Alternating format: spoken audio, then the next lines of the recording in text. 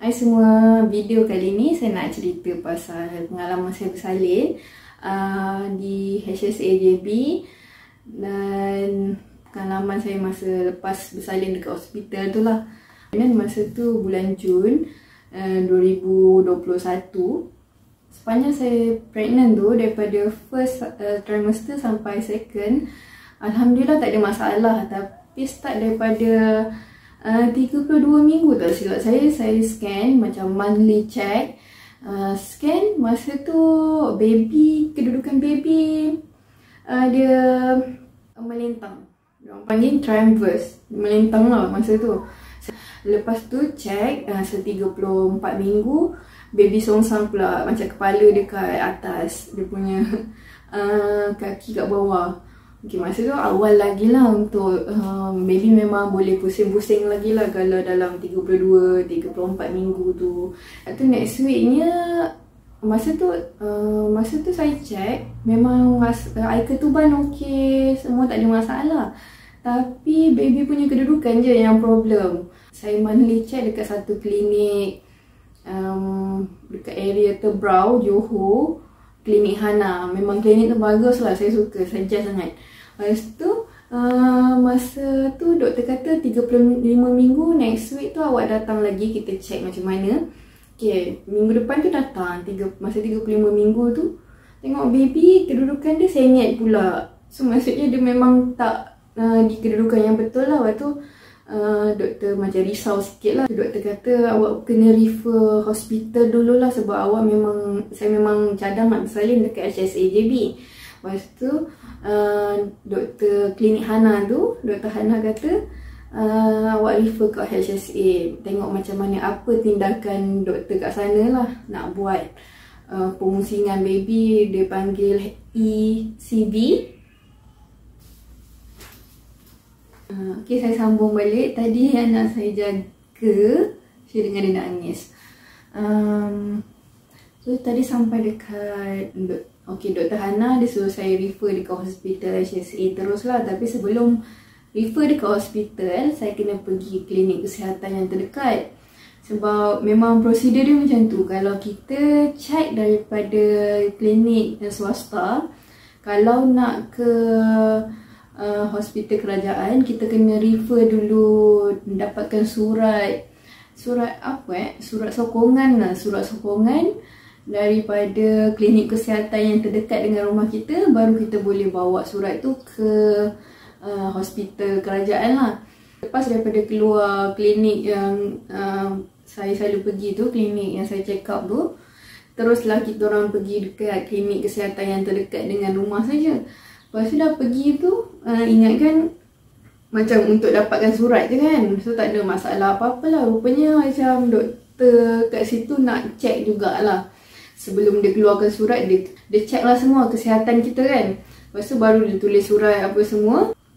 Okay, lepas selesai check dekat klinik kesihatan tu, okay, doktor klinik kesihatan tu bagi saya tarikh macam minggu depan tu untuk ke hospital HSA, hospital besar Johor Bahru tu. Minggu ke-36 tu saya terus ke HSA. Lepas tu saya ingatkan macam kat situ boleh buat ECV terus macam tu lah. Rupanya bukan. Sebelum buat ECV tu, doktor dekat bahagian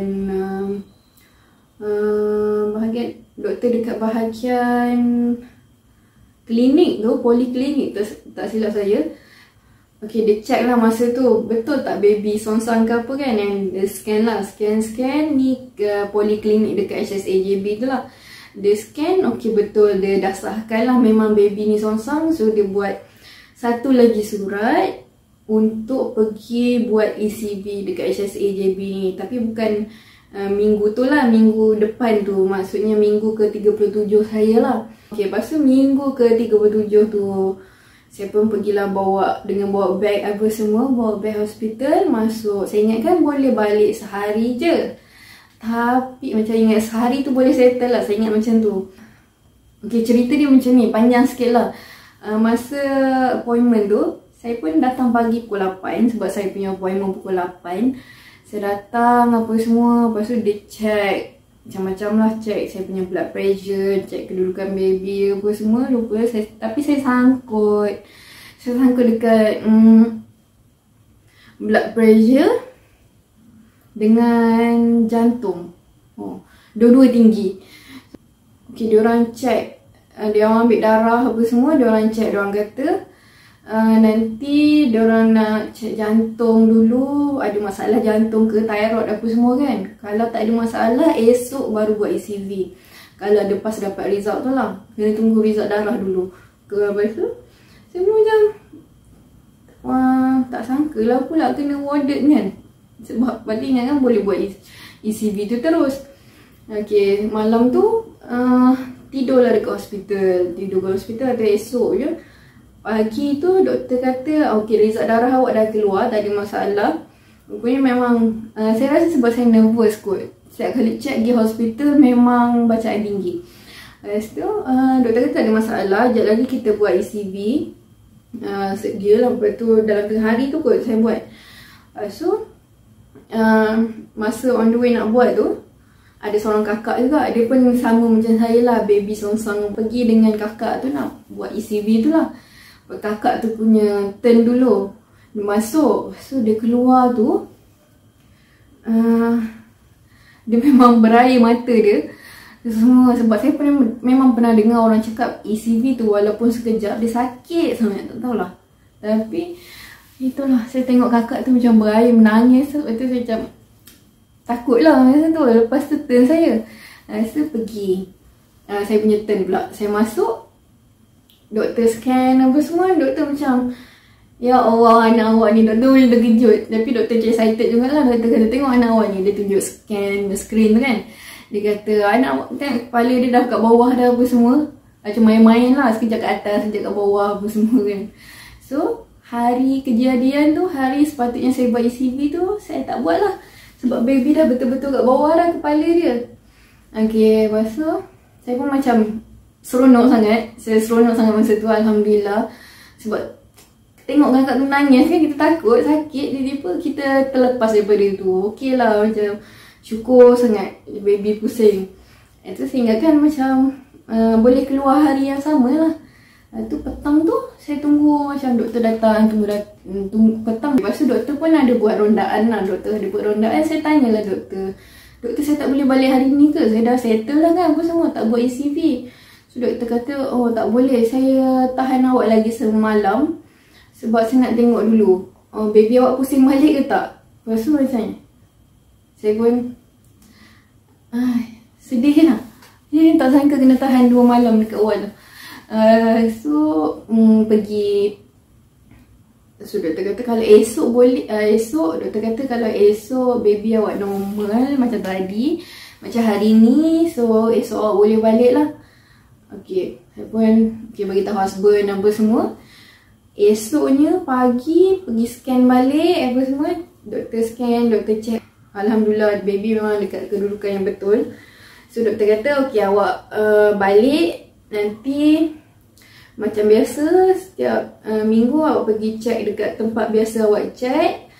Kalau ada apa-apa masalah ke, nak beranak ke apa, terus awak datang sini balik lah. Macam nak bersalin, memang nak bersalin dekat HSAJB kan. Doktor kata macam tu, kata okay betul. Lepas tu saya punya record pun saya dah ada. Sebab kalau kita daripada klinik private swasta nak ke hospital, hospital kerajaan, sepatutnya kita kena, macam saya cakap tadi lah, kita kena pergi KK dulu, klinik kesihatan yang terdekat, untuk dapatkan surat sokongan. Lepas tu baru boleh pergi ke HSAJB lah. Benda tu sebenarnya dari segi diorang nak tahu kita punya record juga sebenarnya. Kalau pergi KK tu diorang dah sahkan keadaan baby kita lah. Lepas tu baru hospital HSAJB diterima. Okay, terima. Itu kalau kita terus daripada klinik private, klinik swasta, terus ke HSAJB, hospital kerajaan, lagi satu bayaran dia mahal. Dia akan charge bayaran lain lah. Saya pun tak pasti benda tu. So saya punya cerita ECV tu habis kat situ lah. So masa 37 minggu tu tak jadi buat ECV. Okay, balik minggu ke 38 tu check, pergi check kat klinik yang biasa saya check, okey lah. Saya dah agak dah sebenarnya, saya dah agak. Memang masa tu saya dah agak baby pusing balik. Baby masa tu sengit, dia melentang. Dia melentang apa semua. Okay. Masalah dia masa 38 minggu tu, Dr. Hana yang klinik saya selalu pergi tu, dia detect, dia perasan saya dalam 2 minggu saya tak pergi check dekat klinik dia. Sebab saya pergi klinik kesihatan, lepas tu saya pergi hospital kan. Dia perasan berat baby sama. Lepas tu berat baby dengan last dia check tu, dia kata sama. Kenapa berat baby ni sama? Saya perasan benda tu. Tapi saya fikir sebab lain-lain doktor yang baca, yang check, so mungkin benda tu ada kaitan lah. Rupa-rupanya bukan. Dia kata pelik ni, sepatutnya tak macam ni. Dia risau. Macam dia kata tak apa, minggu depan awak datang lagi kita check. Masa tu 39 minggu saya tak bersalin lagi. Minggu depan tu okay, saya pun pergi dekat klinik tu balik. Doktor check, okay, baby kepala dekat bawah. Doktor kata alhamdulillah baby dah turun kepala dekat bawah semua kan. So boleh bersalin normal lah. Tapi masalah dia masa tu doktor check, berat dia maintain sama. Maksudnya dah 4 minggu berat dia sama. Lepas tu air ketuban masa tu sikit sangat. Tu doktor kata tak boleh jadi ni, memang bahaya dah ni. Air ketuban awak kurang, lepas tu berat baby tak naik dah ni. Saya risau apa-apa jadi kat baby awak ni. Jantung okey, jantung baby dapat detect semua kan, tak ada masalah lah. So saya pun risau lah masa tu. Sebab kita kan kena kira gerakan baby kan. Masa setiap hari saya check, kira gerakan dia okey je. Memang setiap hari dia gerak okey, tak ada masalah, cukup 10. Lepas tu pergi check, doktor kata macam tu. Doktor kata awak dah 39 minggu, so awak terus pergi ke hospital lah ni. Saya buat surat, awak terus pergi hospital. Saya takut apa-apa jadi ni, air ketuban dah kurang ni. Okay, saya memang masa tu memang dah pergi mana-mana. Saya bawa hospital bag kan. Okay, masa tu tengah hari doktor buat surat apa semua. Lepas tu doktor suruh pergi hospital terus. Saya pun dengan husband keluar daripada klinik tu terus pergi ke hospital lah, AJB lah kan. Saya terus ke sana, pergi ke tempat yang untuk bersalin tu. Pergi ke sana. Lepas tu macam biasalah, pergi kat situ. Saya sangkut lagi bacaan apa jantung dengan, sebab diorang akan check dulu sebelum masuk ward tu, diorang akan check. Waktu bacaan jantung, bacaan apa tu nama dia, blood pressure semua tinggi. Memang macam tu pun, saya macam tu. Saya ingatkan malam tu terus nak bersalin lah kan. Rupa-rupanya tak. Doktor macam monitor dulu. Dia monitor jantung baby okey ke tak, apa semua. Malam tu saya masuk dekat pusat bersalin. Petang tu lah saya masuk kat pusat bersalin. Macam nurse kat situ check, sentiasa monitor setiap berapa jam dia orang monitor lah baby ni, gerakan baby. Dia kata malam ni, doktor tu kata, ada doktor pakar tu datang. Dia kata okey, malam ni awak relax dulu. Sebab bacaan jantung awak, bacaan blood pressure awak tinggi. So esok kita buat keputusan lah sama ada nak induce awak ke tak. Macam tu, berdasarkan awak punya kesihatan malam ni. Lepas tu okay, malam tu memang tak ada apa-apa. Hari pertama tu tak ada apa-apa. Saya ingatkan macam dah air ketuban sikit nak bersalin dalam masa tu. Rupanya tak. Pagi tu nurse yang jaga saya kat situ, jaga ward saya tu, dia kata hari ni awak kena induce. Tapi dia ada dua jenis induce. Satu jenis macam ubat kot, saya pun tak ingat lah. Satu lagi mechanical tu balloon yang saya punya lah. Yang saya kena lah. Sebab nurse kata awak punya bacaan jantung dengan blood pressure tak stabil. So kita tak boleh guna yang biasa punya lah, kita guna mechanical tu masukkan balloon tu lah. So saya pun macam tak tahu apa-apa sebenarnya, tak pernah baca pula pasal induce ni semua. Okay, lepas tu dah tengah hari tu diorang induce saya. Start daripada tengah hari tu memang lepas induce tu nak jalan ya Allah, sesanya nak kencing, tak boleh ingat. Tak suka sangat. Tak selesa lah. Tak boleh nak cerita lah, tapi tak selesa sangat. So doktor kata nanti kalau belem tu jatuh awak bagi tahu. Nurse tu cakap lah kat saya, Saya kata okey. Lepas tu sepanjang hari tu memang jalan pun, masa tu saya boleh semayang lagi kan, tak ada turun darah. Saya pergi semayang apa semua tu, nak semayang slow duduk. Ya, ada something dekat kita punya tu dia masuk kan. Lepas tu ada wire yang tu. Okay, masa malam tu pukul 1 tak silap saya, saya nak pergi toilet. Lepas tu masa kat toilet tu lah, tengok apa tu, benda tu, belon tu keluar. Masa tu saya pun terus pergi dekat nurse tu, kat bilik nurse tu. Saya cakap, nurse, saya punya belon dah keluar apa semua. Tu dia kata okey, kita check bukaan awak apa semua. Sebab kalau belon tu keluar selalunya bukaan dah besar lah kan. Lepas tu check bukaan, masa tu tak silap saya 2 cm. 2 cm. Lepas tu kecil lagi, so dia kata tak ada apalah. Mungkin nanti esok kita check lagi lah. Saya pun okey, dia kata alang-alang tu awak pergi mandi lah, awak dah bangun ni. Masa tu pukul 3 lebih. Dah lepas check apa semua tu pukul 3 lebih, saya pergi mandi. Lepas tu saya mandi, saya perasan macam saya tak kencing pun, tapi ada air keluar. Lepas tu pelik, dari tadi lagi air ni keluar kan. Mula perasan keluar. Okey, rasa macam bukan kencing. Lepas tu saya pun pergi mandi dekat shower tu. Saya pergi mandi, air tu keluar lagi. Air tu keluar. Saya kata ini air ketuban ni, tapi kenapa warna macam kuning-kuning. Lepas tu saya ambil tisu. Betul lah dia, saya buat tisu. Ada tisu, saya ambil tisu. Saya ambil sampel air tu. Saya tengok dia macam ada biji-biji, macam ada something dekat air tu. Bukan air kencing lah. Dia macam ada kuning-kuning sikit kat situ. Lepas tu saya pergi bawa tisu tu. Lepas mandi saya bawa tisu tu, pergi tunjuk dekat nurse tu. Terus nurse tu cakap, ni air ketuban ni, apa, baby dah berak ni apa semua. Cepat-cepat kita check lagi awak punya bukaan apa semua. Saya pun terkejut, ya ke? Lepas tu check, doktor check bukaan, nurse tu check bukaan 4 cm. Masa tu 4 cm. Okey, 4 cm dah ni, awak boleh masuk labor room dah ni. Okey, awak pergi katil awak, ambil barang apa semua, barang labor room. Okey, masa tu nurse cakap awak call husband, bagi tahu awak dah masuk labor room ke apa semua kan, ceritalah. Lepas tu saya pun call husband, bagi tahu. Masa tu pukul 4 pagi. Pukul 4 pagi call husband. Yelah, tidur kan, tak perasan kot kan. 2 kali 3 kali call baru dia angkat. Lepas tu lepas call tu terus dia orang tolak saya pergi masuk labor room. Daripada pukul 4 tu diorang check. Saya pun first time dekat labor room tu kan. Masa tu tak rasa lagi contraction tu. Masa pukul 4 tu saya masuk, pukul berapa saya tak ingat, tak rasa contraction tu. Sikit-sikit. Lepas tu diorang check. Diorang sentiasa, doktor kat situ sentiasa check lah saya punya bukaan. Tapi setiap kali check 4.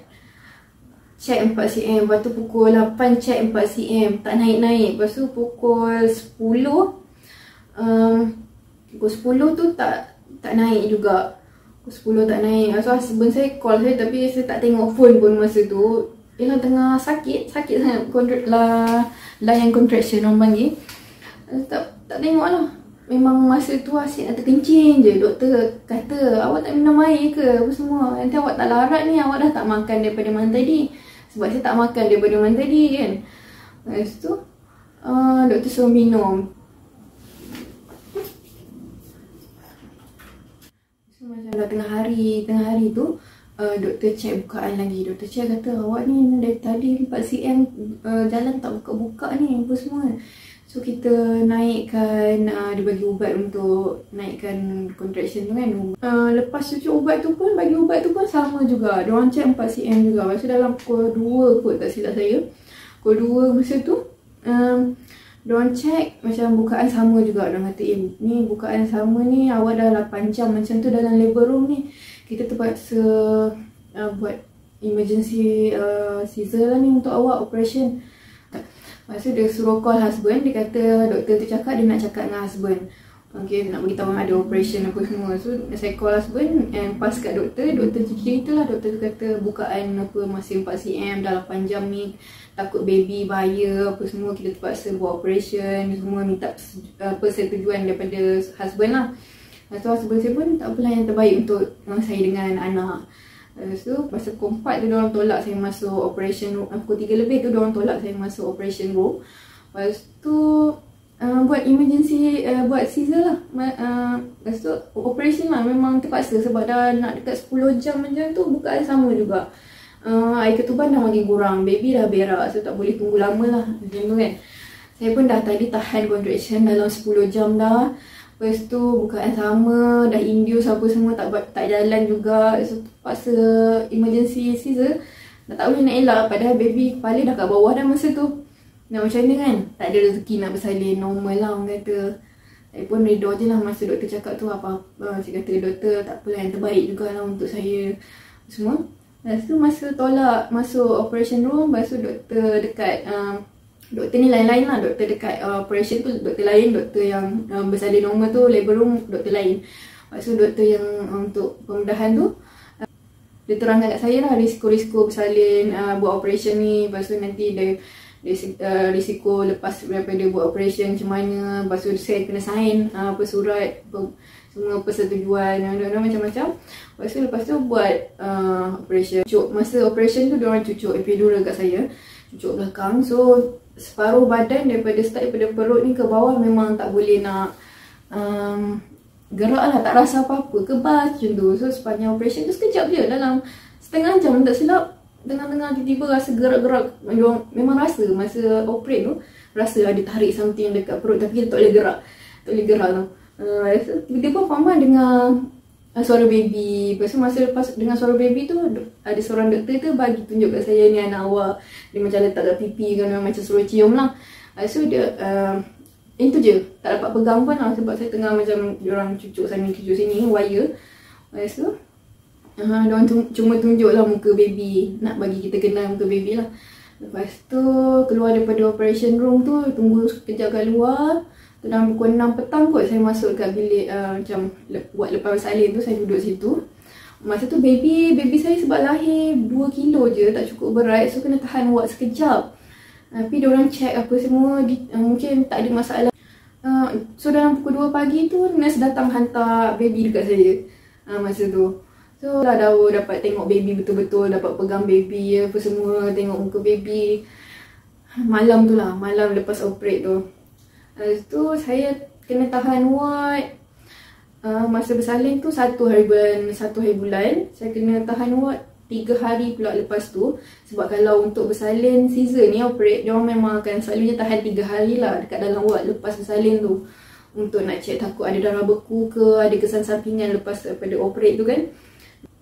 Selalu memang scissor macam tu, kalau kita dah boleh buang air kecil sendiri, boleh jalan sendiri, aktif sikit, baru dia benarkan kita keluar lah. Dia tengok luka kita macam mana, ada masalah ke tak dekat operate tu kan, baru doktor benarkan keluar. So 3 hari lepas tu saya pun keluar ward. Macam tu lah. Alhamdulillah, walaupun macam-macam buat induce, saya kena induce masa tu balon. Lepas tu tiba-tiba contraction, layan contraction 10 jam. Lepas tu tiba-tiba kena operate juga, nak macam mana kan, tak ada rezeki bagi saya. So Alhamdulillah, saya pun dah selamat masa tu lahirkan baby. Syukur sangat, tak apalah, asalkan baby dengan saya selamat. Walaupun baby masa tu lahir 2.025 kilo, tapi mungkin tak ada masalah lain, doktor bagi keluar cepat lah. Masa tu tak ada kena tahan ward ke apa, tak ada. Lepas tu saya nak cerita sikit lah, pengalaman macam tips ataupun kalau siapa-siapa, tips lah untuk siapa-siapa nak bersalin kat SHAJB. Benda yang wajib bawa masa nak pergi hospital tu, bagi saya memang penting sangat, power bank. Sebab kat sana diorang tak bagi kita charge phone dekat plug tau. So kena ada power bank. Power bank tu penting sebab kita kan sentiasa update dengan keluarga ke apa, WhatsApp kena ada. So semua kena ada power bank, bawa power bank. Lepas tu untuk nak bersalin tu paling selain daripada untuk nak bersalin tu, biasalah kita bawa hospital bag apa semua kan. Dalam tu ada macam-macam, standard lah, ramai orang share barang-barang dalam hospital bag tu. Pastikan bawa semua tu. Lepas tu kain batik tu kena bawa. Sebab saya tak bawa kain batik, saya ingatkan macam dah kat hospital kan ada baju hospital kan warna pink dot-dot tu, polka dot tu. Saya ingat saya macam pakai baju tu terus. Rupanya masa mula-mula dia nak check bukaan tu, dekat mula-mula sebelum kita masuk ward, dia suruh kita pakai kain batik, kita bawa sendiri. Saya tak bawa masa tu. kena marah lah dengan nurse. Tapi nak macam ni tak apalah, saya tak ada pengalaman. So saya nak bagi tahu siapa yang dengar ni, bawa kain batik. Kain batik tu yang tak jahit lah, maksudnya kain batik sarung. Kain batik sarung. Lepas tu apa lagi? Okey, untuk hospital HSAJB ni, kalau dalam labor room dia memang tak dibenarkan, macam husband memang tak dibenarkan teman. Sebab saya tak sure kalau ada labor room lain, tapi yang labor room saya masuk tu memang dalam tu ramai ibu-ibu lah. So memang crowded juga dalam. Saya tak sure ada berapa, tapi kawasan dia kecil. Memang tak logik lah kalau husband boleh teman, memang tak muat. Seterusnya ni bukan tips lah, tapi nurse atau staff-staff doktor-doktor dekat HSAJB ni saya salute sangat. Saya memang respect, memang bagus dari segi dia punya servis, memang bagus lah. Sebab saya selalu baca kalau klinik hospital kerajaan ni, doktor, nurse apa semua garang-garang semua kan. Tapi alhamdulillah sangat saya dapat yang baik. Saya tak tahu, saya rasa semua sama je baik layanan dia. Daripada ward sebelum saya bersalin tu, ward menunggu tu, masa tu ada seorang nurse ni, dia ketua nurse, dia jaga saya punya bilik tu. Dalam bilik tu ada, saya masa tu 4 orang dengan ibu-ibu yang lain. Saya pun macam, saya takut, dia macam garang nurse ni, tegas suara dia. Tapi dia orang baik sangat, dia macam mak-mak kita yang jaga. Saya tak tahu apa-apa, so cara dia cakap macam ni memang bagus lah. Saya suka sangat, alhamdulillah sangat, bersyukur sangat masa tu. Tak silap saya nama dia Nurse Umi tak silap, saya lupa. Tapi kalau saya jumpa dia lagi, saya tak sempat nak terima kasih sangat dengan dia. Tapi kalau jumpa lagi, tak pun kalau dia tengok ke video ni ke, saya nak cakap terima kasih sangat-sangat tolong saya masa tu. Banyak lah dia tolong, alhamdulillah lah. Lepas tu masa ward lepas bersalin tu pun ada seorang nurse tu pun baik, macam memang jaga, tunjuk ajar saya apa, cara nak bedung baby, cara nak bagi baby tidur, cara menyusu apa semua, dia ajar saya lah. Tapi nurse lain pun baik, cuma yang tu yang jaga saya masa tu. Alhamdulillah lah, memang saya syukur sangat saya pilih HSAJB. Lepas tu dengan lagi satu dia punya kepakaran lah. Kepakaran, so macam dari segi kepakaran dia. Sebab rawat masa saya masuk ward nak buat ECV tu, dekat satu wing tu dalam 30 orang ke apa semua. Memang ada masalah pregnancy lah, ada yang diabetes lah apa semua kan. Lepas tu ada yang previa placenta, yang dia punya uri kat bawah tu, yang kebanyakannya daripada seluruh Johor. Lepas tu daripada luar pun ada, memang refer dekat HSAJB. Memang daripada luar pun ada, dia refer HSAJB. Sebab HSAJB ni dia banyak doktor-doktor pakar bahagian tu. So kalau ada apa-apa masalah yang macam kritikal sikit ke apa semua, memang HSAJB boleh buat. So memang bagus lah kat situ. Dia ada standby team dia apa semua kan. So alhamdulillah, itulah pengalaman saya bersalin dekat HSAJB. Saya rasa sampai sini saja kot video saya kali ni. So kalau ada nak request video apa-apa nanti, boleh komen kat bawah. So saya nak minta maaf, ada seorang tu dia komen video saya hari tu, dia minta saya buat video ni lah, pengalaman bersalin dekat HSAJB ni. Dah lama dah ada request, tapi saya tak sempat nak buat. So saya baru sempat buat ni. Saya pun tak tahulah dia dah bersalin ke belum, tapi harap dia boleh tengoklah video ni. Sampai sini sajalah video saya kali ni. Terima kasih. Bye bye.